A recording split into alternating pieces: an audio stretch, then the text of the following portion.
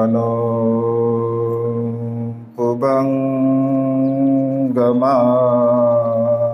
धम्मा मनो सेठा मनोमया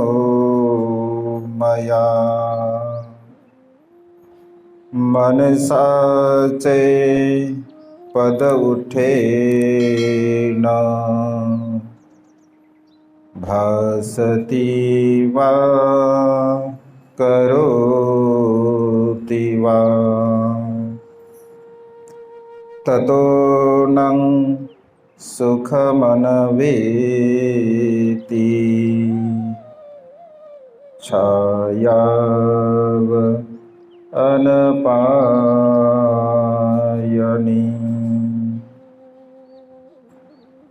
संपूर्ण जगाला ज्यांनी सुख शांती तथा मानवतेचा आर्य संदेश दिला असे विश्व शांतीदूत महामानव तथागत सम्यक संबुद्ध तथागतांचा पावन आणि पवित्र सद्धम्म, त्या सद्धम्माचा सातत्याने प्रचार आणि प्रसार करणारा सदा पूजनीय भिक्खू संघ, बुद्ध धम्म आणि संघ या महान तीन रत्नाचे आम्हा सर्वांना माहिती करून देणारे, आम्हा सर्वांचे आधारस्तंभ, भारतीय घटनेचे शिल्पकार, बोधिसत्व गुणपेताम डॉक्टर बाबासाहेब आंबेडकर यांच्या धम्मक्रांतीमध्ये संपूर्ण जीवन समर्पित करतो। आज या मंगलमय प्रसंगी, या वर्षावसाच्या पवित्र अशा कालखंडामध्ये बोधिसत्व लिखित भगवान बुद्ध आणि त्यांचा धम्म अत्यंत महत्त्वपूर्ण असा ग्रंथ आपण बघत आहात। यापूर्वीच्या देशनेमध्ये निब्बाण प्राप्त करणे म्हणजे धम्म हा अत्यंत महत्त्वपूर्ण असा विषय आणि बुद्ध तत्वज्ञानाचा गाभा, ज्याला श्रेष्ठ फळ असं म्हटलं जातं, निब्बाण प्राप्त करणे हा मानवी जीवनाचा एकमेव असा उद्देश आहे। निब्बाण म्हणजे निर्दोष जीवन, ज्या जीवनामध्ये कोणत्याही प्रकारचा दोष नाही, अशा प्रकारचं पवित्र आणि निर्मळ असं जीवन, ज्याला निब्बाण असं म्हटलं जातं। हा विषय अत्यंत सुंदररित्या बंधूंनी काल आपणा सर्वांना समजावून सांगितला। हा विषय अत्यंत महत्त्वपूर्ण होता आणि आहे। तो विषय जर आपल्याला समजला, त्यानुसार जर आपण जीवन जगलं, तर या सृष्टीमधला प्रत्येक मनुष्य सत्व सर्व प्रकारच्या दुःखाला नष्ट करून सुखाची अवस्था प्राप्त करू शकतो। आणि म्हणून कालचा विषय अत्यंत महत्त्वपूर्ण होता, जो की आपण श्रद्धेनं त्याला श्रवण केलं। आज आपण बघूया, समोरचा भाग आहे तृष्णा त्याग म्हणजे धम्म। तृष्णा अत्यंत महत्त्वपूर्ण हा विषय आहे, ज्यामध्ये भगवंताने धम्मपदामधील एका गाथेचं विश्लेषण केलं आणि त्यावरती भगवंत देशना देतात।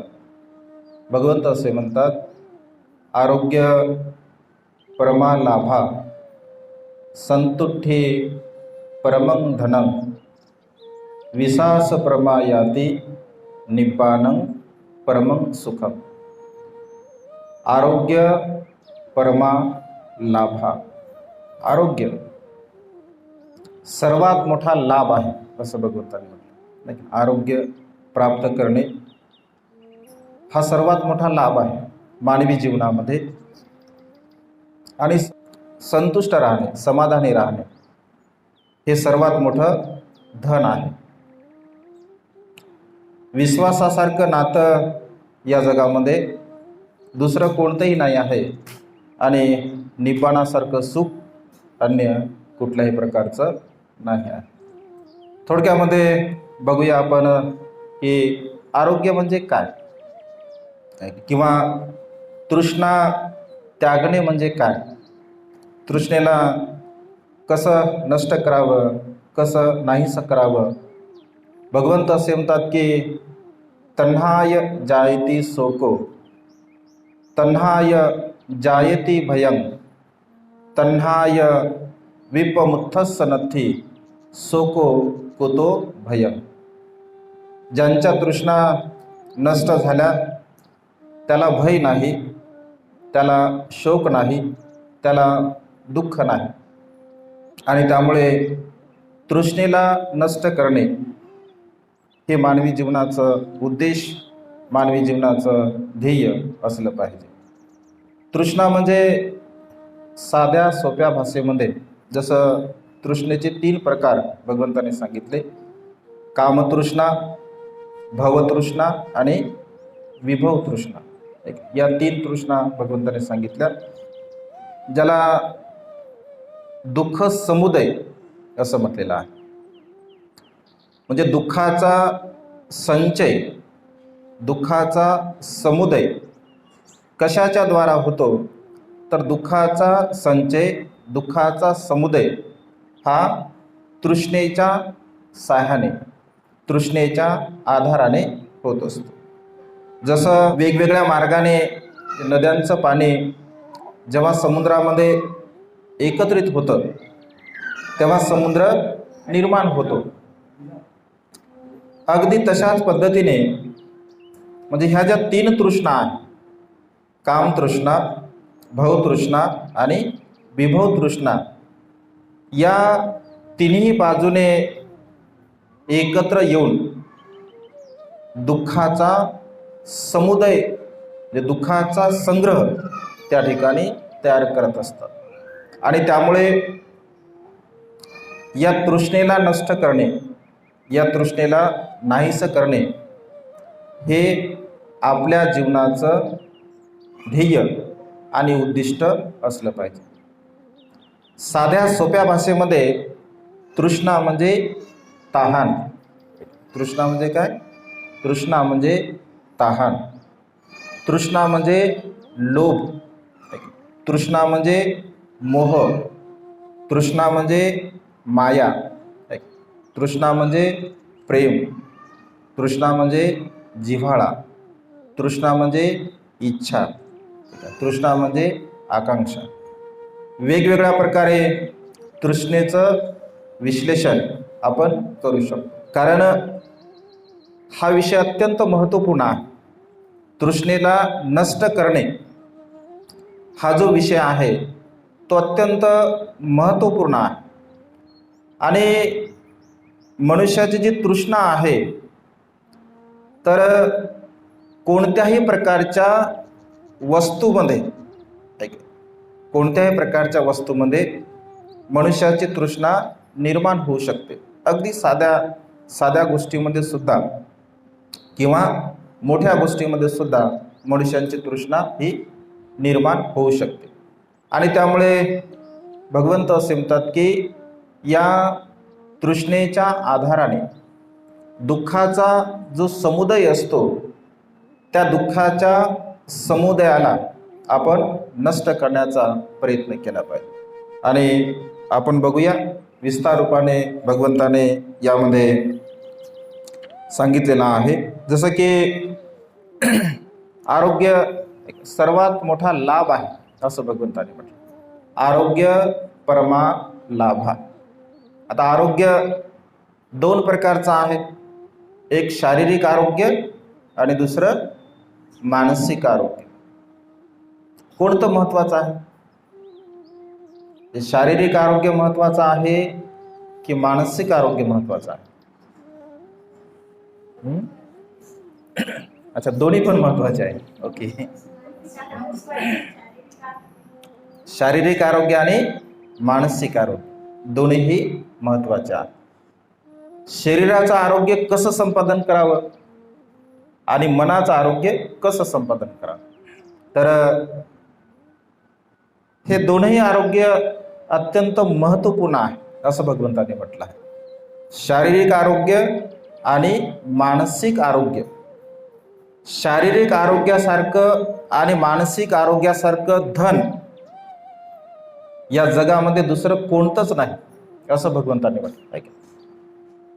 आरोग्य परमा लाभा, त्याला आपण लाभ म्हणू शकतो. ऐक, लाभ, अतिरिक्त लाभ. तर शरीराचा आणि मनाचा हा जो लाभ आहे, तर आपण कसा संपादन करू शकतो, कसा निर्माण करू शकतो, तर भगवंत असे म्हणतात की हे प्राप्त करण्यासाठी जसं शरीराचा आहे, एक आरोग्य शरीराचा आपण बघूया, तर शरीराचं आरोग्य संपादन करण्यासाठी काया, वाचा आणि मन या तीनही अवस्थेच्या द्वारा आपलं जर शील मजबूत असेल, विशेष रूपाने कायेचे जे आपले कर्म असतात, कायेच्या कर्माच्या द्वारा आपल्याला आरोग्याचा लाभ होत असतो. कायेचे कर्म कोणते आहे, तर शारीरिक दृष्टिकोनातून जर आपल्याला आरोग्य संपादन करायचं असेल तर या तीन गोष्टी मनुष्याच्या जीवनामध्ये अत्यंत महत्त्वपूर्ण आहे. या तीन गोष्टीचं अनुसरण जर मनुष्य करत असेल, जे प्राण्यांची हिंसा न करणे, चोरी न करणे आणि अकुशल कर्म न करणे, या तीन गोष्टी ज्या मनुष्यांच्या चांगल्या आहेत, मग ती स्त्री असो अथवा पुरुष असो, तर त्यांना आरोग्याचा लाभ होत असतो, त्यांना आरोग्य प्राप्त होत असते. कारण आरोग्य मनुष्याच्या जीवनामध्ये अत्यंत महत्त्वपूर्ण आहे असं भगवंतांनी म्हटलं आहे. सिद्धार्थ गौतम 6 वर्ष जेव्हा तपश्चर्या करतात, 6 वर्ष तपश्चर्या केल्यानंतर त्यांचं जे शरीर आहे अत्यंत कृश बनते, अत्यंत कृश बनते. जेव्हा ते पोटाला स्पर्श करतात तर पाठीचा भाग हाताला लागतो, जेव्हा पाठीला स्पर्श करतात तर पोटाचा भाग त्यांच्या हाताला लागतो. 6 वर्ष तपश्चर्या केल्यानंतर सिद्धार्थ एका जागेवर जर बसलेले असतील तर त्या जागेवरून ते उठू सुद्धा शकत नव्हते. एक आसन जर घातलेलं असेल तर त्या आसनाला ते बदलू सुद्धा शकत नव्हते. एकदा जर खाली समजून घ्या पल्ले साधना करता करता, तर पुन्हा उठून ते बसू सुद्धा शकत नव्हते. म्हणजे एवढं शरीर त्यांचं वीक झालं होतं. कशामुळे, तर कमी अन्न ग्रहण केल्यामुळे, कमी अन्न खाल्ल्यामुळे. आणि जेव्हा ते विचार करतात की जर माझं शरीर मला साथ देत नाही आहे, बसण्यासाठी साथ देत नाही, साधना करण्यासाठी साथ देत नाही, किंवा कोणत्याही प्रकारे मनाला एकाग्र करण्यासाठी माझं शरीर मला साथ देत नाही आहे, मग माझं शरीर जर मला साथ देत नाही तर मी काय करू शकतो, काहीही मी करू शकत नाही. आणि पुन्हा सिद्धार्थ गौतम सुजाताने दिलेली खीर सेवन करत असतात. म्हणजे शरीर जर आपलं चांगलं नसेल, शरीर जर आपलं सुदृढ नसेल, शरीर जर आपलं बलवान नसेल, तर आपण कोणत्याही प्रकारचं कुशल कर्म करू शकत नाही. कोणत्याच प्रकारचं कुशल कर्म करू शकत नाही. 5 मिनटं, 10 मिनटं, 20 मिनटं, अर्धा तास, 1 तास बसण्यासाठी सुद्धा आपलं शरीर आपल्याला साथ देत नाही कधी कधी, आहे की नाही. म्हणजे समजा 1-2 तास जर आपण बसलो, आहे की नाही, 1-2 तास जर बसलो आपण, तर कसं शरीरामध्ये वेदना होतात, आहे की नाही. पायामध्ये वेदना होतात, कमरेमध्ये वेदना होतात, पाठीमध्ये वेदना होतात. असं का होतं, याला काय कारण आहे, का होतं असं? 2 कारणं आहेत. एकतर मन आपलं चंचल असते, मन आपलं स्थिर नसते, आणि दुसरी गोष्ट की शरीर आपल्याला साथ देत नाही. शरीर का साथ देत नाही? कारण जशा पद्धतीने आपलं शरीर मजबूत असायला पाहिजे किंवा जशा पद्धतीने आपल्या शरीराला ते चांगलं कार्य करण्याची सवय असली पाहिजे, चांगलं कार्य करण्याची सवय जर शरीराला असेल तर मनुष्य 1 तास बसू शकतो, 2 तास, 3 तास, 4 तास, कितीही वेळ मनुष्य बसू शकतो. आपण जे करत आहोत त्याच्यामध्ये आपल्याला आवड असली पाहिजे, त्याच्याप्रती आपल्याला श्रद्धा असली पाहिजे. म्हणजे त्या गोष्टीमध्ये जर आपल्याला आवड आहे, श्रद्धा आहे, तर आपण कितीही वेळ ती गोष्ट करू शकतो. जसं उदाहरण म्हणून जर मूव्ही बघण्यासाठी जर समजा आपण गेलो, किती तासाची मूव्ही असते? 3 तासाची जनरली मूव्ही असते. 3 तासापर्यंत माणूस उठते का जाग्यावरून? उठत नाही. तिथे बसू शकतो का नाही माणूस? का बसू शकतो? तिथे शरीर दुखत नाही. का नाही दुखत? कारण आपलं चित्त एकाग्र असते, नाही का? आपलं चित्त एकाग्र असते.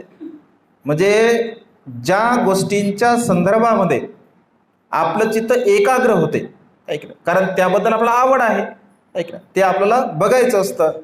तर भगवंत असे म्हणतात की ज्या गोष्टीबद्दल आपल्याला आवड असते, श्रद्धा असते, तर ती गोष्ट आपण अत्यंत उत्साहाने, अत्यंत आनंदाने ती गोष्ट करत असतो.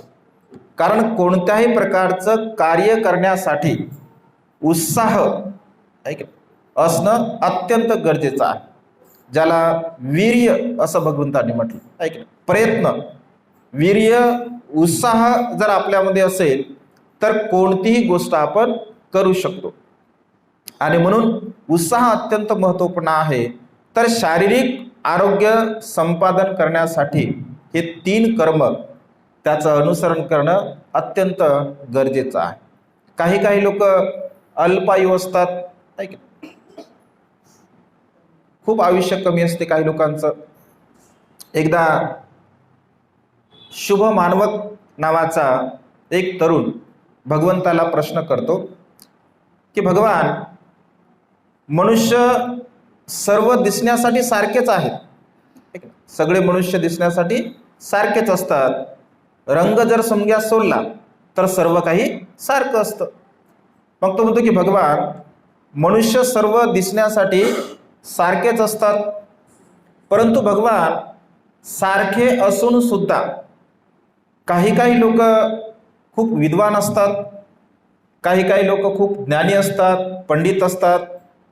भगवान काही लोक दिसण्यासाठी अत्यंत सुंदर असतात, काही लोक दिसण्यासाठी कुरूप असतात, काही लोक त्यांची पर्सनॅलिटी खूप चांगली असते, काही लोक बुटके असतात, काही लोक म्हणजे या संसारामध्ये जीवन जगत असताना अत्यंत आरोग्य संपन्न असतात, काही लोक नेहमी आजारी पडत असतात. भगवान असं का? मनुष्य असून सुद्धा मनुष्यामध्ये अशा प्रकारचा भेद का? अशा प्रकारचं वेगळेपण मनुष्यामध्ये का? असा शुभ मानवक भगवंताला प्रश्न करत असतो. तेव्हा भगवंत असे म्हणतात की शुभ मानवक, मनुष्य दिसण्यासाठी जरी सारखे असतील, दिसण्यासाठी जरी सारखे असतील, तरी सुद्धा प्रत्येक मनुष्याचं कर्म हे वेगवेगळं असतं. प्रत्येकाचं कर्म हे वेगळं असते. दिसण्याचं, सौंदर्याचं कर्म वेगळं असतं, धनसंपदेचं कर्म वेगळं असतं. म्हणजे जीवनामध्ये जे काही आपल्याला प्राप्त होते, तर प्रत्येकाचं कर्म हे वेगवेगळं असतं असं भगवंतांनी म्हटलं. एका मातेच्या पोटी जर 3-4 मुलं असतील, एखाद्या मातेला समजा 4 मुलं आहेत, तर 4ही मुलं सारखेच नसतात. ना रंगाने सारखे असतात, ना बुद्धिमत्तेने सारखे असतात, ना ज्ञानाने सारखे असतात. म्हणजे कोणत्याही गोष्टीमध्ये काही मोजके समजा जुळे जर असतील तर आपण म्हणतो की बा हे सारखे आहे. दिसण्यासाठी जरी सारखे असतील तर प्रज्ञा त्यांची, बुद्धिमत्ता त्यांची सारखी नसते, त्यांचा स्वभाव सारखा नसतो. तर हे का प्राप्त होते? तर हे आपल्या कर्मबलामुळे. आपण जे कर्म करतो, आपण जे कार्य करत असतो, तर त्या कर्मबलामुळे ह्या सर्व गोष्टी आपल्याला प्राप्त होत असतात. तर मग मनुष्य अशा अवस्थेला का प्राप्त होतो?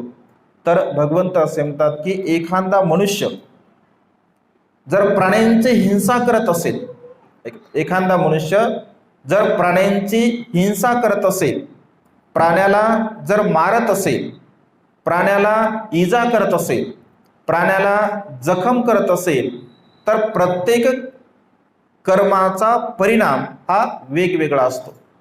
जो मनुष्य प्राण्यांची हिंसा करतो, तर तो मनुष्य आरोग्याची हानी करत असतो. तो मनुष्य आपल्या जीवनामध्ये आरोग्याला प्राप्त करू शकत नाही. जो मनुष्य प्राण्याला इजा करतो, मारतो, तर तो मनुष्य आरोग्य प्राप्त करू शकत नाही. आयुष्य जरी त्याला असेल, परंतु तो रोगी असतो, त्याला वेगवेगळ्या प्रकारचे रोग असतात. एखादा मनुष्य प्राण्यांच्या शरीराचे अवयव जर तोडत असेल किंवा अवयव काढत असेल, तर हा सुद्धा विकलांग अवस्थेमध्ये या सृष्टीमध्ये जन्मास येत असतो. प्रत्येक कर्माचा विपाक हा वेगवेगळा भगवंताने सांगितलेला आहे. आणि त्यामुळे भगवंत असे म्हणतात की जो मनुष्य प्राण्यांची हिंसा करतो, तर तो मनुष्य 4 प्रकारची हानी करत असतो. आपल्या जीवनामध्ये 4 प्रकारची हानी त्याची होत असते. एक, आयुष्य, वर्ण, सुख आणि बल. ह्या 4 गोष्टी त्या मनुष्याच्या कमी होतात. त्याचं आयुष्य कमी होते, त्याचं सुख कमी होते, त्याचं बल कमी होते आणि त्याचं आरोग्य, म्हणजे आयुष्य, वर्ण, सुख आणि बल, ह्या 4 गोष्टी प्राण्यांची हिंसा केल्यामुळे मनुष्याच्या जीवनामध्ये मनुष्याला प्राप्त होत नाही, त्याची हानी होते. आणि त्यामुळे कोणत्याही प्रकारे कधीही आपण प्राण्यांची हिंसा करू नये असं भगवंताने म्हटलं आहे. जो मनुष्य प्राण्यांची हिंसा करत नाही, तो मनुष्य या 4 गोष्टीला प्राप्त करत असतो. जो मनुष्य चोरी करत नाही, जो मनुष्य चोर्य कर्म करत नाही, तर तो मनुष्य धनसंपदेला प्राप्त करत असतो.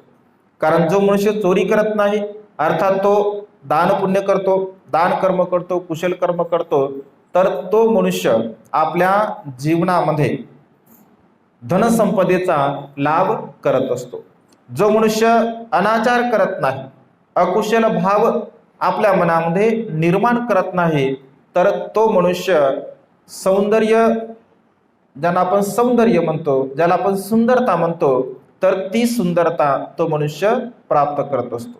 कारण जे लोक सुंदर असतात, सौंदर्यवान असतात, त्यांच्या जीवनामध्ये त्यांनी कधीही अशा प्रकारचं अकुशल कर्म, वाईट कर्म केलं नसतं. कारण शरीराचं ते कर्म आहे, तर शरीर त्या व्यक्तीला तशा प्रकारचं संपादन करता येत असते.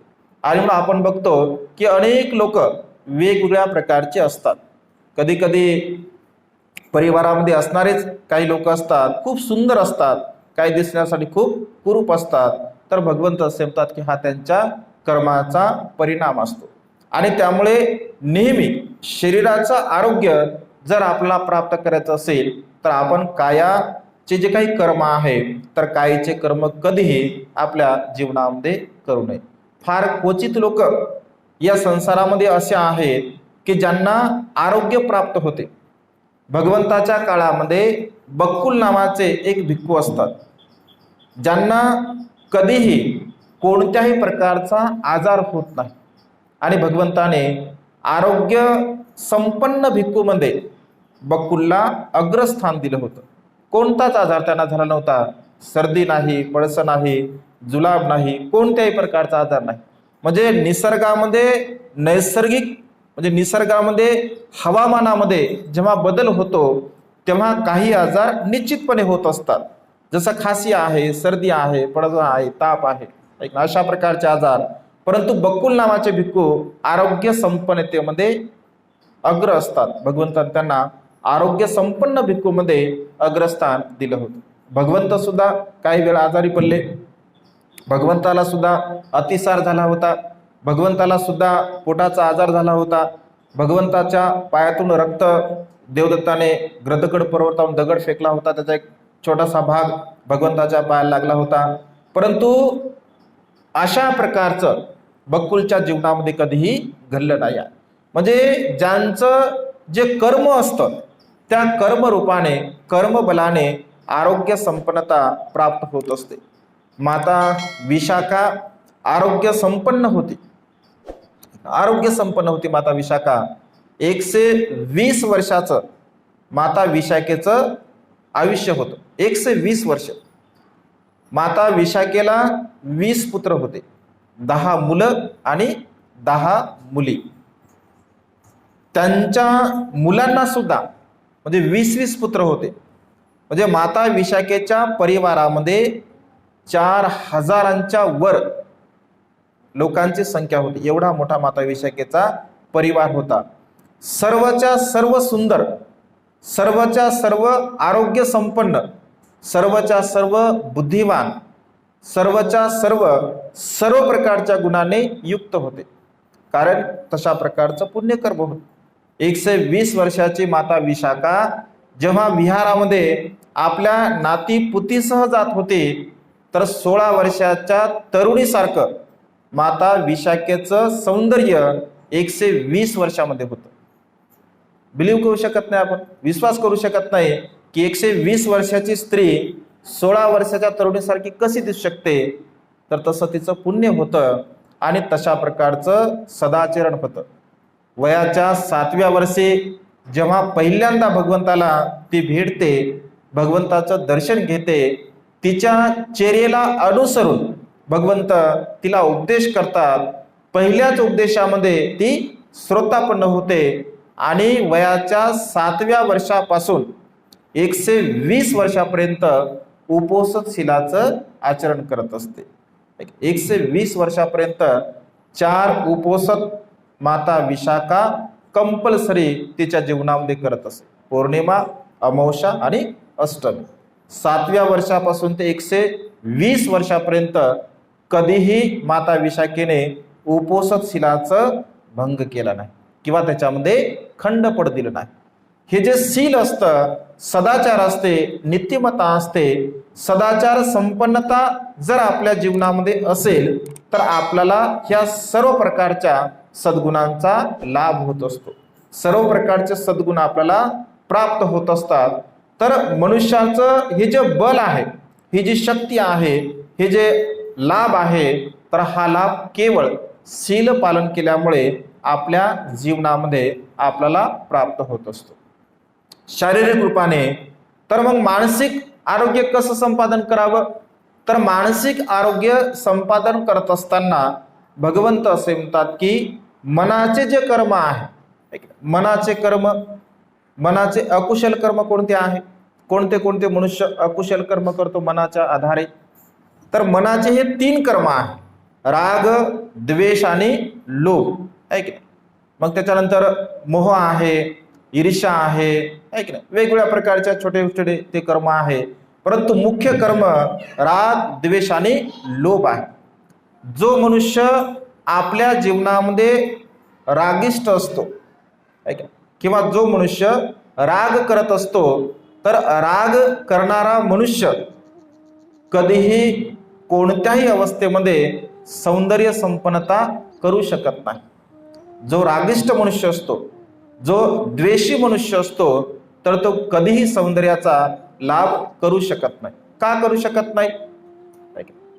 कारण द्वेष जेव्हा जेव्हा मनुष्य चित्तामध्ये निर्माण करतो, नंतर जेव्हा होईल तेव्हा होईल. ऐक ना, समजून घ्या, एखाद्या मनुष्याला राग आला, ऐक ना, एखाद्या मनुष्याला राग आला, त्याच्या चित्तामध्ये खूप राग आलेला आहे, ऐक ना, खूप द्वेष त्याच्या चित्तामध्ये आला आहे. तर त्याच्या चित्तामध्ये राग आल्यानंतर त्याचा चेहरा कसा असतो? प्रसन्न असतो का? आता याला खूपच राग आलेला आहे आणि याचा चेहरा खूपच असा प्रसन्न आहे, असं होतं का? नाही. राग येणारा मनुष्य बाह्य त्याचं सौंदर्य किती चांगलं असू द्या, ऐका, तो कितीही सुंदर असू द्या, त्याच्या चित्तामध्ये जर राग आला तर त्याचा चेहरा विद्रूप दिसतो. ऐका, त्याचा चेहरा पूर्णपणे विद्रूप दिसतो. का? कारण आंतरिक जो भाव आहे, ऐका, द्वेषाचा जो आंतरिक भाव आहे, रागाचा जो आंतरिक भाव आहे, तर त्याच्या चित्ताची जी प्रसन्नता आहे ती प्रसन्नता पूर्णपणे नष्ट करतो, नाहीस करतो. परिणामतः त्याचं जे रूप आहे तर ते रूप मात्र विद्रूप दिसत असते. आणि त्यामुळे भगवंत असे म्हणतात, राग आपल्या चित्तामध्ये आपण कधीही निर्माण करू नये, द्वेष कधीही निर्माण करू नये. कायम हा आपल्या चित्तामध्ये नसावा. मानवी स्वभाव आहे आणि मानवी स्वभाव असल्यामुळे राग, द्वेष, लोभ हे चित्तामध्ये उत्पन्न होणारच असतो. परंतु त्याला कायम स्वरूपामध्ये आपल्या चित्तामध्ये कधी स्थान आपण देऊ नये. जर काही क्षणामध्ये काही घडलेली घटना आहे, त्या घटनेच्या संदर्भामध्ये जर आपला राग आला, द्वेष आला, तर तेवढ्या पुरतं तेवढं जर मनुष्य त्याला विसरून जात असेल आणि पुन्हा आपल्या चित्तामध्ये मंगल मैत्रीची भावना करत असेल, प्रेमभाव उत्पन्न करत असेल, तर भगवंत असे म्हणतात की अधिक त्याचं दुःख आपल्याला प्राप्त होत नाही. परंतु कायम स्वरूपी जर आपण केवळ द्वेष करत असेल, केवळ राग करत असेल, तर भगवंत असे म्हणतात की ते अनंत असीम असं अकुशल कर्म आहे, वाईट कर्म आहे. ज्या वाईट कर्माचे परिणाम वर्तमान काळामध्ये तर तो मनुष्य भोगतो, परंतु मृत्यूच्या नंतर सुद्धा दुर्गतीला प्राप्त होण्यासाठी हे अकुशल कर्म त्या मनुष्याला सहाय्यक ठरत असते. रागाच्या बाबतीमध्ये बाबासाहेब असं म्हणतात की मी खूप रागिष्ट आहे, मला खूप राग येतो. अगदी माझी टेबलावरती ठेवलेली एखादी वस्तू जर कोणी उचलून बाजूला जरी ठेवली तरी सुद्धा मला राग येतो, खूप राग येतो. परंतु माझा राग हा द्वेषमूलक नाही आहे. राग दोन प्रकारचा असतो, एक द्वेषमूलक असतो, एक प्रेममूलक असतो. रागामध्ये सुद्धा प्रकार आहे. बाबासाहेब असं म्हणतात की माझा राग हा प्रेममूलक आहे. ऐका, तुम्ही सुधारावं, तुम्ही चांगलं बनावं म्हणून मी तुमच्यावरती रागावतो, परंतु तुमच्या प्रती माझ्या चित्तामध्ये कधीही द्वेष नाही आहे. तुमच्या प्रती माझ्या चित्तामध्ये प्रेम आहे, आपुलकी आहे, जिव्हाळा आहे. जसं एखादी माता आपल्या मुलांवरती रागावते. रागामध्ये आपली माता आपल्या मुलाला म्हणते जा मर तिकडे, असं म्हटलं रागामध्ये, जा मर तिकडे. खरोखरच म्हणते का? किंवा खरोखर तिला असं वाटतं का आपलं बाळ मरावं म्हणून? नाही वाटत. का? कारण तिच्या मनामध्ये प्रेम असते, आपुलकी असते, जिव्हाळा असतो. आणि तेच वाक्य जर एखाद्या दुसऱ्या स्त्रीने म्हटलं तर वाद होतो, भांडण होतात. का? कारण त्या स्त्रीने म्हटलेलं जे असतं तर त्याच्यामध्ये प्रेम कदाचित नसू शकते, त्याच्यामध्ये द्वेष असते. आणि द्वेषपूर्ण चित्ताने जेव्हा बोललं जातं तर ते चित्तामध्ये दुसऱ्यांच्या अकुशल भाव निर्माण करणार असतं. आणि त्यामुळे रागाची भावना, द्वेषाची भावना आपण आपल्या चित्ताला पूर्णपणे नाहीशी केली पाहिजे, नष्ट केली पाहिजे. कारण द्वेष जेव्हा जेव्हा मनुष्य या मनामध्ये निर्माण करत असतो तर भगवंत असे म्हणतात की अकुशल कर्म, वाईट कर्म त्या मनुष्याचं होत असते. आणि म्हणून आपण आपल्या मनाला जर बलवान आपल्याला करायचं असेल, आपल्या मनाला जर सुदृढ आपल्याला करायचं असेल, तर आपण आपल्या मनातील राग, द्वेष, लोभ, मोह, मीपणा, अहमपणा, गर्व, ईर्ष्या या सर्व प्रकारच्या विकाराला नष्ट केलं पाहिजे, नाहीस केलं पाहिजे. मैत्री, करुणा, मुदिता, उपेक्षा, प्रेमभाव, आपुलकी आपल्या चित्तामध्ये आपण निर्माण केले पाहिजे. आपल्या चित्तामध्ये हा भाव जर आपण निर्माण केला तर खऱ्या अर्थाने आपण आरोग्य संपन्न होऊ शकतो, किंवा आरोग्य, मानसिक आरोग्य आणि शारीरिक आरोग्य आपल्या जीवनामध्ये आपण प्राप्त करू शकतो. आणि त्यामुळे भगवंत असे म्हणतात की या मनाला परिशुद्ध करण्यासाठी, कारण मन हे मुख्य आहे, विचार जे काही आपण करत असतो, चांगले असो अथवा वाईट असो, विचार हे मनामध्ये उत्पन्न होत असतात. मनामध्ये सर्व विचार आपण निर्माण करतो आणि मनामध्ये सर्व विचार उत्पन्न झालेले असल्यामुळे भगवंत असे म्हणतात की जसं तुम्ही विचार करसाल, जसा तुम्ही विचार करसाल तसं तुम्ही कृती करत असता. जशी तुम्ही कृती करता तसं तुमच्याकडून कार्य घडत असते. जसं तुमच्याकडून कार्य घडतं तसं त्याचा परिणाम असतो, जसा परिणाम असतो तसा विपाक असतो, आणि जसा विपाक असतो तसं दुःख असते, तसं सुख असते. चांगलं कर्म असेल तर चांगल्या प्रकारचं सुख प्राप्त होऊ शकते, वाईट कर्म असेल तर दुःख निश्चितपणे आपल्या जीवनामध्ये प्राप्त होऊ शकते. आणि म्हणून भगवंत असे म्हणतात की आरोग्य हा मानवी जीवनामध्ये अत्यंत महत्वपूर्ण असा लाभ भगवंतांनी म्हटला आहे. अनेक लोक आपण बघतो की ज्यांच्याकडे विपुल धनसंपदा असते, विपुल धनसंपत्ती असते, परंतु आरोग्य नसल्यामुळे त्या धनसंपत्तीचा योग्य प्रकारे मनुष्य उपभोग घेऊ शकत नाही. ऐक ना, आपल्याकडे किती धनसंपदा आहे याला महत्व नाही, कारण एखाद्या मनुष्याकडे संपत्ती आहे, भरपूर भौतिक संपत्ती आहे, पण आरोग्य जर नसेल तर त्या संपत्तीचा काय फायदा आहे, काय लाभ आहे. एखादा मनुष्य धनवान आहे, खाण्यासाठी गोड आवडतं, खाण्यासाठी गोड आवडते, पण शुगर आहे, काय कामाची संपत्ती, काहीच कामाची नाही आहे. एखाद्या मनुष्याचा 4 मजली बिल्डिंग आहे, 4 माळ्याची बिल्डिंग बनवली, गुडघे काम करत नाहीत, काय कामाची आहे 4 मजलीची बिल्डिंग, 4थ्या माळ्यावरती जाऊही शकत नाही तो, काय की नाही. म्हणजे आपल्याकडे असणाऱ्या धनाचा सदुपयोग जर आपल्याला करायचा असेल तर आरोग्य सुद्धा आपण सांभाळलं पाहिजे. आरोग्य जर असेल तर आपल्याकडे असणाऱ्या धनसंपत्तीचा योग्य प्रकारचा उपभोग आपण घेऊ शकतो. कारण भगवंत असे म्हणतात की संसारिक लोकांच्या जीवनामध्ये ही गोष्ट अत्यंत महत्त्वपूर्ण आहे. जे आपण कमावतो त्याचा उपभोग आपल्याला घेता आला पाहिजे. तर त्याचा जर आपल्याला उपभोग घेता येत नसेल तर त्या धनसंपत्तीचा आपल्याला काही एक लाभ होत नाही. आणि म्हणून भगवंत असे म्हणतात आरोग्य तुम्ही तुमच्या जीवनामध्ये प्राप्त केलं पाहिजे, आणि ते आरोग्य शील, सदाचार, नीतिमत्ता आपल्या जीवनामध्ये असेल तर आपण त्यांना प्राप्त करू शकतो.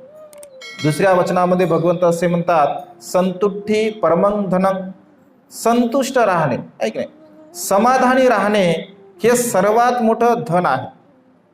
समाधानासारखं धन या जगामध्ये दुसरं कोणतंही नाही आहे. समाधानी राहणे, संतुष्ट राहणे, कारण मनुष्याचा जो स्वभाव आहे, मनुष्याचा स्वभाव हा संतुष्ट राहील, संतुष्टतेमध्ये मनुष्य राहत नाही आहे. लोभी मनुष्यांचा स्वभाव असतो, आणि लोभी स्वभाव मनुष्याचा असल्यामुळे जे काही आपल्याकडे असतं तर त्याचं सुख तो मनुष्य घेऊ शकत नाही. रठ्ठपाल भंते असं म्हणतात की अनेक लोक बघतोय ज्यांच्याकडे विपुल अशी धनसंपदा आहे, परंतु आपल्या कंजूस वृत्तीमुळे, आपल्या कंजूस भावनेमुळे कधीही कोणत्याही प्रकारचं दान पुण्य अशा प्रकारचं मनुष्य करू शकत नाही. कारण धनाच्या प्रती असणारा जो लोभ असतो, धनाच्या प्रती असणारी जी आसक्ती असते, त्यामुळे मनुष्य कोणत्याही प्रकारचं दान पुण्य करू शकत नाही. आणि जो मनुष्य दान पुण्य करू शकत नाही तर तो मनुष्य आपल्या मनातील जो लोभ आहे तो लोभ कधीही नष्ट करू शकत नाही, कमी करू शकत नाही. कारण लोभाचं पर्यायी जर ऑप्शन असेल तर ते म्हणजे दान आहे. दान जर आपण करेल तर लोभ कमी होऊ शकतो, कारण त्याच्याप्रती आपल्याला चिपकाव असतो, त्याच्याप्रती आपल्या मनामध्ये आसक्ती असते, आणि ज्या वस्तूंच्या प्रती आपल्या चित्तामध्ये आसक्ती असते, आणि त्यामुळे दान देत असताना, ऐक ना, भगवंताच्या काळामध्ये आजही दान देत असताना एक परंपरा आहे. कशी परंपरा आहे? दान कसं देतो आपण? जसं मोठं दान समजा काय द्यायचं असेल तर कसं दान देतात? मोठं दान देण्याची परंपरा आहे. जसं विहार दान करताना, विहारासाठी जमीन दान करताना झारीमध्ये पाणी घेतलं जातं आणि पाणी ते हातावर सोडलं जातं. का? कारण पाणी सोडणे व्यवहारामध्ये आपण काय म्हणतो, समजा एखाद्याला आपण पैसे दिले आणि त्याने जर आपल्याला परत नाही केले तर रागामध्ये आपण म्हणतो आता तुला पैसे मागत नाही, त्याच्यावर मी आता पाणी सोडून दिलं, म्हणजे याचा मला संबंध नाही आहे. तो भाग वेगळा. परंतु जेव्हा दान दिलं जातं तर पाणी सोडून दान दिलं जातं. याचा अर्थ असा होतो की मी दिलेलं जे दान आहे, या दानामध्ये मला कोणत्याही प्रकारचा लोभ नाही आहे, या दानाच्या प्रती मला कोणत्याही प्रकारची आसक्ती नाही आहे, मी प्रसन्न चित्ताने, मी आनंदी चित्ताने हे दान पुण्य करत आहे, असा त्याचा अर्थ होतो. आणि अशा भावनेतून जेव्हा मनुष्य दान पुण्य करतो तर त्याचं अनंत अनंत असीम असं पुण्य आपल्या जीवनामध्ये आपल्याला प्राप्त होत असते. कारण भगवंत असे म्हणतात की या संसारामध्ये तुम्ही जी तुमच्याकडे असणारी भौतिक धनसंपदा आहे, या भौतिक धनसंपदेच्या द्वारा तुम्ही वर्तमान काळामध्ये सुखपूर्वक जीवन जगू शकता भौतिक धनसंपदेच्या द्वारा.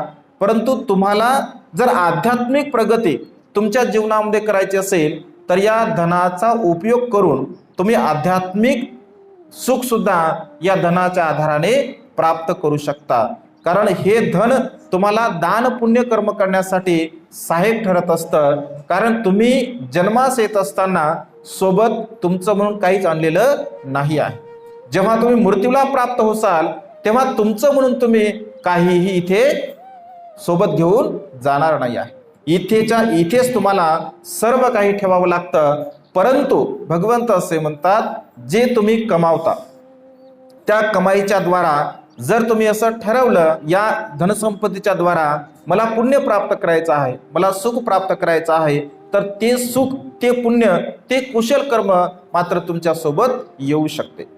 भगवंत असे म्हणतात की जर तुम्ही अशा प्रकारचं कुशल कर्म केलं, पुण्य कर्म केलं तर त्याचा लाभ तुमच्या जीवनामध्ये तुम्हाला निश्चितपणे मिळू शकतो. आणि सदा सर्व काळ आपण आपल्या मनातील जो काही लोभ आहे त्या लोभाला नष्ट करण्याचा प्रयत्न केला पाहिजे. परिणामी आपल्या ज्या तृष्णा असतात या तृष्णेला आपण नष्ट करण्याचा प्रयत्न केला पाहिजे. कधीही कोणत्याही गोष्टीमध्ये मनुष्याची तृष्णा असू शकते. असं काही नसतं की फार मोठी एखादी वस्तू आहे किंवा फार मोठ्या गोष्टीमध्ये मनुष्याची तृष्णा आहे, असं नाही आहे. अगदी छोट्या छोट्या गोष्टीमध्ये मनुष्यांची तृष्णा असते. छोट्या छोट्या गोष्टीमध्ये, अगदी लहान लहान गोष्टीमध्ये मनुष्यांची तृष्णा असते. परंतु ती तृष्णा त्यागण्याची भावना आपल्या चित्तामध्ये असली पाहिजे. जसं उदाहरण छोटंसं की एखादा मनुष्य जर तृष्णा त्यागत असेल किंवा लोभ जर त्यागायचा असेल तर तो मनुष्य कसा त्यागू शकतो. जसं एखादी भगिनी आहे, एखादी स्त्री सकाळी सकाळी आंघोळ करते, अत्यंत चांगल्या प्रकारचं वस्त्र परिधान करते, सर्व अलंकाराने परिपूर्ण असते आणि शेवटी आपल्या सौंदर्याला अधिक खुलवण्यासाठी, आपलं सौंदर्य अधिक चांगलं व्हावं यासाठी आपल्या डोक्यावरती सुंदर असं गुलाबाचं फूल ठेवण्यासाठी आरशासमोर जाते. आणि आरशासमोर गेल्यानंतर जसं ती फूल आपल्या डोक्यावरती लावणार, ती फूल आपल्या डोक्यावरती लावणार, अगदी त्या क्षणामध्ये ज्या आरशामध्ये ती स्वतःचं रूप बघते, अगदी त्याच आरशामध्ये जेव्हा ती बघते तर पाठीमागे तिला बुद्धांचं रूप दिसते. त्याच आरशामध्ये तिला बुद्धांचं रूप दिसते आणि एका क्षणामध्ये तिचं चित्त चेंज होते. एका क्षणामध्ये तिचं मन बदलते आणि तिचं मन असा विचार करते की डोक्यावर लावलेलं हे जे फूल आहे, हे फूल काही वेळानंतर सुकून जाणार आहे, काही वेळानंतर ते नष्ट होणार आहे. आणि असंही माझं सौंदर्य हे क्षणिक आहे, काही वेळापुरतं आहे, काही क्षणापुरतं आहे आणि काही वेळानंतर माझं सौंदर्य सुद्धा जसं आहे तसं राहणार नाही आहे. परंतु हे फूल जर मी भगवंताच्या चरणकमलावरती जर ठेवेल तर त्याच्यामुळे मला अनंत असं पुण्य प्राप्त होईल. आणि स्वतःचं सौंदर्य वाढवण्यासाठी ज्या फुलाला ती वापरत असते तेच फूल ती भगवंताच्या चरणावरती अत्यंत श्रद्धेनं ठेवते. ही त्यागाची भावना आपल्या चित्तामध्ये असली पाहिजे. हा एक प्रकारचा त्याग आहे. म्हणजे स्वतःचं सौंदर्य वाढवण्यासाठी तिने विचार केला, परंतु क्षणामध्ये पुण्य व्हावं आपलं, कुशल कर्म व्हावं आपलं, म्हणून त्या भावनेने ती फूल भगवंताच्या म्हणजे चरणावरती ठेवते आणि प्रणाम करते. म्हणजे ही जी छोट्या छोट्या गोष्टी ज्या त्यागाच्या असतात, त्यागाची भावना असते, तर त्यागाची भावना आपल्या जीवनामध्ये अत्यंत महत्त्वपूर्ण असते. कारण ही तृष्णा आपल्याला पुन्हा पुन्हा जन्म घेण्यासाठी सहाय्यक ठरत असते. भगवंत असे म्हणतात की अनेक जाती संसारं संधा विसा अनिबिसंग गहकारकं गवे संता दुःखा जाती पुनंग पुनंग. हे तृष्णे, अनेक जन्मापर्यंत तू या संसारामध्ये मला घेऊन आलेली आहे, परंतु मी तुला आता ओळखला आहे, मी तुला आता छन्न विछिन्न केला आहे. तुझं घर बनवण्याचं जे साधन आहे, या घर बनवणाऱ्या साधनेला मी आता पूर्णपणे नष्ट केला आहे, नाहीस केला आहे. आता मला या संसारामध्ये पुन्हा जन्म नाही आहे. म्हणजे या तृष्णेला मी पुन्हा नष्ट केलं, नाहीस केलं. म्हणजे ही जी तृष्णा आहे पुन्हा पुन्हा मनुष्याला जन्म घेण्यासाठी सहाय्यक ठरत असते. आणि त्यामुळे भगवंत असे म्हणतात, अगदी छोट्या छोट्या गोष्टीमध्ये आपल्या तृष्णा असतात आणि त्यामुळे थोडं थोडं आपण दान करून, थोडा थोडा त्याग करून आपल्या मनातील तृष्णेला आपण पूर्णपणे नष्ट केलं पाहिजे. भगवंताच्या काळातील एक छोटंसं उदाहरण तुम्हाला सांगतो आणि देशना संपन्न करतो. भगवंताच्या काळामध्ये बघा तृष्णा कशी असते, काही गोष्टी उदाहरणाने लवकर समजतात. म्हणजे तृष्णा कशी असते किंवा कोणत्या गोष्टीमध्ये आपली तृष्णा असू शकते. एक वेळचा प्रसंग आहे, एक व्यक्ती सकाळी घराच्या बाहेर पडत असतो आणि घराच्या बाहेर पडल्यानंतर जेव्हा दिवसभर तो फिरतो आणि दिवसभर फिरल्यानंतर त्याला काही भोजन मिळत नाही. दिवसभर तो फिरतो आपल्या कामासाठी आणि त्याला भोजन मिळत नाही आणि तो विचार करतो की आता जर आपण घरी गेलो तरी अवेळ आहे, घरी भोजन असू शकते किंवा नसू शकते, काही सांगता येत नाही.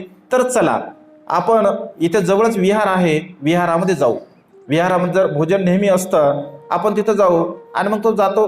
भंते आनंदाला म्हणतो की भंते, तो सांगतो की मी दिवसभर बाहेर असल्यामुळे भोजन करू शकलो नाही, जर विहारामध्ये भोजन असेल तर मला द्यावं. आनंद भंते म्हणतात की हो भोजन आहे, आणि लगेच एका सेवकाला त्या व्यक्तींना भोजन देण्यासाठी ते सांगतात. आता भिक्षापात्रातलं भोजन असतं, भिक्षापात्रातलं भोजन असल्यामुळे वेगवेगळ्या प्रकारचं भोजन असते आणि ते भोजन त्याला दिल्यानंतर आता अनेक घरचं भोजन असते ते, तर अनेक घरचं भोजन असल्यामुळे त्या व्यक्तीला ते भोजन खूप स्वादिष्ट लागते. वेगवेगळं भोजन असतं खूप चांगल्या प्रकारचं. आणि मग तो भंतेंना विचारतो की भंते, असं भोजन तुम्हाला दररोज भेटते का? तर भंते म्हणतात हो, असं भोजन दररोज भेटते, याच्यापेक्षाही अधिक चांगलं भेटते, असंही भेटते किंवा याच्यापेक्षा अधिक चांगलं सुद्धा भेटते. तेव्हा तो विचार करतो, हे भिक्षू काहीच करत नाहीत, हे भिक्षू काहीच काम करत नाहीत, तरी सुद्धा यांना एवढं चांगल्या प्रकारचं भोजन मिळतं. आम्हाला तर दिवसभर काम करावं लागतात, दिवसभर काम केल्यानंतर तरी सुद्धा एवढं चांगलं भोजन आम्ही प्राप्त करू शकत नाही. मग यांचं जीवन किती सुखी आहे, यांचं जीवन किती चांगलं आहे. आणि मग त्याच्या मनामध्ये एक भाव उत्पन्न होतो आणि त्याला असं वाटतं की आपण सुद्धा भंतेजी बनलं पाहिजे. म्हणजे तो एक भाव उत्पन्न होतो. घरी जातो, पत्नीला सांगतो की मला भंतेजी बनायचं आहे. पत्नी म्हणते ठीक आहे बना, आणि तो भंतेजी बनतो. आता उद्देश काय असतो त्याचा? उद्देश भोजन मिळते, ऐक ना त्याला, म्हणजे भंते झाला कशासाठी? भोजन चांगलं मिळते, म्हणजे बाकी उद्देश नाहीच ना. कारण उद्देश घेऊनच तो आला की भोजन आपल्याला चांगलं मिळते. आणि त्यामुळं काय होतं, भोजन चांगलं असते, हा म्हणजे खूप भोजन करत असतो कारण भोजनासाठी झालेला असतो. आणि काय होतं की 15 दिवसामध्ये, महिन्यामध्ये त्याची तब्येत खूप चांगली होते, एकदम चांगली तब्येत झाली. मग त्याला आठवण येते घरी लेकरा बाळांची, त्याला वाटते आता आपली तब्येत चांगली झाली, आता आपण घरी गेलं पाहिजे. लगे भंतेना म्हणते की भंते मला घरी जायचं आहे. भंतेचीवर काढतात आणि मग तो घरी जातो. आता घरी गेल्यानंतर कार्य तर करावंच लागतं. मग कार्य करत असताना मग त्याची जी तब्येत असते 1-2 महिन्यामध्ये पुन्हा जैसे ते होते आणि पुन्हा त्याला कंटाळा येते. त्याला वाटते की तेच बरं होतं, मस्त चांगलं व्यवस्थित खायला भेटत होतं, काम करायचं काम नव्हतं, काही नाही. पुन्हा मग तो भंतेजी बनते. भंतेजी पुन्हा देतात त्याला चिवर आणि पुन्हा जशी तब्येत त्याची चांगली होते पुन्हा त्याला आठवण येते. असं करता करता 1 वेळा, 2 वेळा, 3 वेळा नव्हे तर तब्बल 7 वेळा तो चिवर घेतो आणि चिवर काढतो. आणि मग 7 वेळा झाल्यानंतर 8व्या वेळेला मग तो विचार करतो की मी भिक्षू बनतो, एवढं चांगलं जीवन जगतो. म्हणजे तो त्याचा एक स्वभाव होता की तो जेव्हा जेव्हा भिक्षू बनत असे तेव्हा तो खूप चांगल्या प्रकारचं जीवन जगत असे. म्हणजे खूप सिलवान होता, सदाचारी होता, सेवाभावी होता, विहारातले कामं करणे, सगळ्या गोष्टी तो खूप चांगले करत असे. आणि मग 7व्या वेळेस झाल्यानंतर 8व्या वेळेस तो पुन्हा पत्नीला सांगतो की मी आता भिक्षू बनणार आहे, मी कायम बनणार आहे. पत्नी म्हणते कायम बनणार आहात का? ठीक आहे म्हणते, जा, मला माहित आहे म्हणजे तुमचं कायम बनणं कसं असतं, कारण पहिल्यांदा गेले तेव्हा तुम्ही तसेच म्हटले आणि 7 वेळा वापस आले म्हणते, असं तिला वाटतं. ती म्हणते जा बना काय. तो म्हणतो बघ बरं, आता जर मी गेलो तर आता पुन्हा परत येणार नाही. तो विचार करतो एवढं चांगलं जीवन आहे, एवढं सुखपूर्वक आपल्याला राहता येतं, चांगल्या प्रकारे ध्यान म्हणून चिंतन करता येतं आणि दुःखमुक्तीच्या मार्गाकडे अनेक भिक्षू येतात, दुःखमुक्त होतात, परंतु आपण मात्र केवळ भोजनासाठी भिक्षू बनतो, हे मात्र योग्य नाही आहे. असा त्याच्या मनामध्ये चांगला विचार उत्पन्न होतो आणि पुन्हा भिक्षूंकडे तो जातो. तर भिक्षू म्हणतात की तुझं खूप झालं, आता आता तुला आम्ही चिवर देणार नाही. तर तो म्हणतो की भंते फक्त एक वेळेस द्या, आता पुन्हा मी चिवर कधीही काढणार नाही. बंदीचे म्हणतात नाही, तुला चिवर आता मिळणार नाही, कारण तू चिवर घेतोय, काही दिवस राहतो, पुन्हा संसारामध्ये जातो, पुन्हा परत येतो, असं योग्य नाही आहे. लोकांमध्ये हा वेगळ्या प्रकारचा एक संदेश जातो आणि त्यामुळे तुला चिवर मिळणार नाही. मग तो भगवंताकडे जातो आणि भगवंताला म्हणतो की भगवान मला एक वेळ चिवर द्या. भगवंत भिक्षूंना म्हणतात की भिक्षूंनो, याला एक वेळ तुम्ही चिवर द्या, आता तो खरंच चिवर काढणार नाही. आणि पुन्हा भगवंत असं भिक्षूंनो, हा आताच असा नव्हता, याचा जो स्वभाव आहे याचा स्वभाव असा आताच नव्हता, तर पूर्वजन्मामध्ये सुद्धा हा असाच होता. मग भिक्षू विचारतो की भगवान कोणता प्रसंग आहे, कोणत्या जीवनामध्ये कोणत्या प्रसंगामध्ये हा असा होता. तर मग भगवंत एक छोटीशी कथा कुद्दल जातक म्हणून त्याचे सांगतात. तेव्हा भगवंत म्हणतात की भिक्षूंनो, हा पूर्वजन्मामध्ये एक शेतकरी असतो, याच्याकडे थोडीशी शेती असते आणि ती शेती तो करत असतो, आपला उदरनिर्वाह तो करत असतो. उदरनिर्वाह केल्यानंतर जेव्हा शेतीतील पीक येतं, पीक काढतो, धनधान्य येतं आणि मग तो रिकामा राहतो. त्याला असं वाटतं की चला आता वेळ आहे, आपण संन्यासी बनावं आणि हिमालय पर्वतावर जाऊन आपण ध्यान साधना करावी. आणि मग तो ध्यान साधना करत असतो. पुन्हा जेव्हा पाऊस पडतो, पाऊस पडल्यानंतर लोक पेरणी करतात, नांगरणी करतात, वखरणी करतात आणि मग याला सुद्धा असं वाटतं अरे आपल्याकडे सुद्धा शेती आहे, आपल्याकडे सुद्धा शेतीची साधना आहे, कुदळच्या सहाय्याने तो शेती करत असतो. तर तो म्हणतो की आपण सुद्धा शेती केली पाहिजे. मग पुन्हा तो चिवर काढत असतो आणि पुन्हा शेती करत असतो. शेती केल्यानंतर शेती करतो, पुन्हा धनधान्य काढतो, थोडंसं धनधान्य बाजूला ठेवतो आणि पुन्हा त्याला असं वाटतं की आता काही काम नाही, पुन्हा तो प्रवर्जित होत असतो. असं एक वेळ नव्हे, 2 वेळ नव्हे, तर तब्बल 7 वेळा तो प्रवर्जित होत असतो आणि शेती करत असतो. शेवटी पुन्हा तो विचार करतो की एवढं मोठं चांगलं माझं जीवन आहे, मी पुन्हा पुन्हा संसारामध्ये का जात असेल, पुन्हा पुन्हा संसारामध्ये मी कशासाठी जात असेल, असं चिंतन जेव्हा करतो तर माझं संसारात जाण्याचं माध्यम कोणतं आहे, माझं संसारात जाण्यासाठी नेमकी तृष्णा कशामध्ये आहे, असं चिंतन करताना तो म्हणतो की 2 गोष्टीमध्ये माझी तृष्णा आहे. एक तर माझी ही शेती आहे आणि दुसरी गोष्ट शेती करण्यासाठी असणारी कुदळ आहे. या कुदळेच्या मुळे मी शेती करतो, परिणामता मुख्य माझ्या तृष्णेचा आधार ही कुदळ आहे, असं म्हटलं आहे. तो गंगेच्या नदीवरती जातो, किनाऱ्यावरती, आणि 7 वेळा आपल्या डोक्यावरती त्या कुदळीला फिरवतो आणि भरदिशी ते गंगेमध्ये फेकून देतो. गंगेमध्ये कुदळ फेकून दिल्याबरोबर त्याच्या मुखातून सहज उद्गार निघतो, मी जिंकलो, मी जिंकलो, मी जिंकलो. असं म्हटल्याबरोबर तेथेच धर्मशोक नावाचा राजा नुकतंच युद्ध जिंकून आलेला असतो आणि तो आपल्या सेनापतीला म्हणतो, अरे हा साधू काय वेडा झाला का, युद्ध मी जिंकलो आणि हा म्हणतो की मी जिंकलो, मी जिंकलो. राजा आणि सैनिक त्याच्याकडे येतात आणि त्यांना म्हणतात की महाराज आपण काय जिंकला आहात, आपण तर ऋषी आहात, मुनी आहात, युद्ध तर मी जिंकलो आहे, तुम्ही काय जिंकला आहात. तेव्हा तो म्हणतो की महाराज आपण केवळ बाह्य शत्रूंवरती विजय मिळवला आहे, मी जो विजय मिळवला तो आंतरिक शत्रूवरती विजय मिळवला, माझ्या तृष्णेवरती मी विजय मिळवला. आणि आंतरिक शत्रूवरती, बाह्य शत्रूवरती विजय मिळवण्यापेक्षा आंतरिक शत्रूवरती विजय मिळवणे हे सर्वात मोठं म्हणजे श्रेष्ठ आहे, महान कार्य आहे. आणि म्हणून मी माझ्या तृष्णेला जिंकला आहे. कारण मी माझ्या चित्तामध्ये असणारी जी तृष्णा आहे त्या तृष्णेवरती मी विजय मिळवला आहे आणि तो विजय सर्वश्रेष्ठ आहे अशा प्रकारे म्हटला आहे की तो त्या राजांना उपदेश करतो. तो राजा पुन्हा त्याच्याकडे प्रवर्जित होतो. तो राजाने ज्या राज्यावरती आक्रमण केलेलं असतं तो दुसऱ्या राजांना घेऊन पुन्हा याच्यावरती आक्रमण करतो. जेव्हा तो बघतो हा तर प्रवर्जित झाला, तेही लोक प्रवर्जित बनतात. अशा प्रकारे 7 राज्य त्या पहिल्या राज्यावरती आक्रमण करण्यासाठी येतात, परंतु त्या सर्वांना तो उपदेश करतो आणि प्रवर्जित होत असतात. सर्वच भिक्षू बनतात. म्हणजे सांगायचं तात्पर्य भगवंत असे म्हणतात की तृष्णा जो लोभ आहे आपला, तर तो लोभ अगदी छोट्या छोट्या गोष्टीमध्ये सुद्धा असू शकतो. असं काही नाही की फार मोठी गोष्ट आहे आणि त्याच्यामध्येच आपला लोभ असला पाहिजे. अगदी छोट्या छोट्या गोष्टीमध्ये सुद्धा लोभ असतो, तृष्णा असते आणि ती छोटी गोष्टीचं रूपांतर मोठ्या गोष्टीमध्ये होत असते. आणि त्यामुळे भगवंत असे म्हणतात की संसारामध्ये जीवन जगत असताना संतोषी परमं धनं हे तत्व आपण पाळलं पाहिजे. म्हणजे संतुष्ट राहणे हे आपल्या जीवनातील सर्वश्रेष्ठ असं धन आहे. समाधानासारखं धन या जगामध्ये दुसरं कोणतंही नाही आहे. म्हणून जे आहे जसं आहे आपल्याकडे जे काही अवेलेबल असतं तर त्याच्यामध्ये आपण समाधानी राहिलं पाहिजे, त्याच्यामध्ये आपण सुखी राहिलं पाहिजे. कारण त्याच्यामध्ये जर आपण सुखी राहत असेल, कारण आपण अधिकतर दुःखी मनुष्य का राहतो तर इतरांकडे बघून मनुष्य जास्त दुःखी होत असतो. भगवंत असे म्हणतात की इतरांकडे बघू बघू मनुष्य जास्त दुःखी होत असतो. म्हणजे तो अशा प्रकारचा आहे, तो तशा प्रकार जीवन जगतो.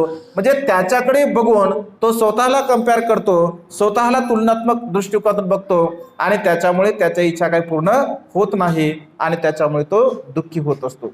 त्यामुळे संतुष्ट राहणे, समाधानी राहणे हे आपल्या जीवनातील सर्वात मोठं असं धन आहे. म्हणून भगवंत असे म्हणतात की आरोग्य आपण आपल्या जीवनामध्ये प्राप्त केलं पाहिजे. संतुष्ट राहणे हा सद्गुण आपण धारण केला पाहिजे. विश्वास प्रमा याते, विश्वासपूर्वक आपण जीवन जगण्याचा प्रयत्न केला पाहिजे. आणि निब्बानं परमं सुख, निर्वाणासारखं सुख या जगामध्ये दुसरं कोणतंही नाही आहे हे तत्व आपण अंगीकार केला पाहिजे. आणि अशा प्रकारच्या या श्रेष्ठ तत्वाला धारण करून आपण आपलं जीवन जगण्याचा प्रयत्न करावा. आजच्या मंगलमय प्रसंगी अधिक न बोलता ही देशना या ठिकाणी संपन्न करतो. सर्वांचं मंगल हो, सर्वांचं कल्याण हो, सर्वांना दीर्घायुष्य लाभ.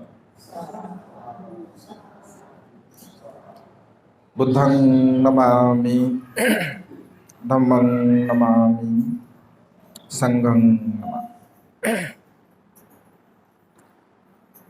सविन्त्यो विभजन्तो सबरोगो विनाशतो, माते भवत्वन्तरायो सुखी दीर्घायिको भव. भवतु सर्वमङ्गलं रक्षन्तु सर्वदेवता, सर्वबुद्धानुभावेन सदा सुखी भवन्तु ते.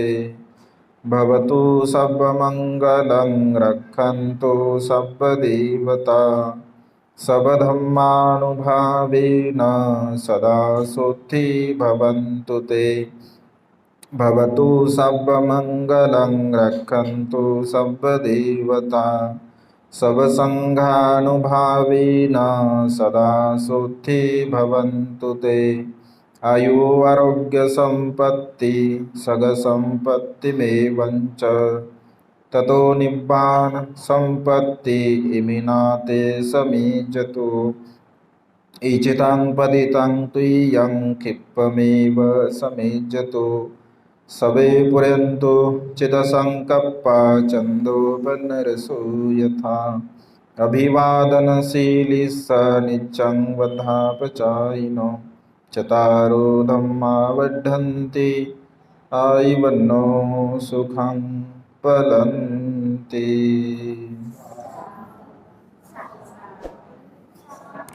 बुद्धं नमामि, धम्मं नमामि, संघं नमामि, अहं वदामि संप्रदाम्. ठीक है.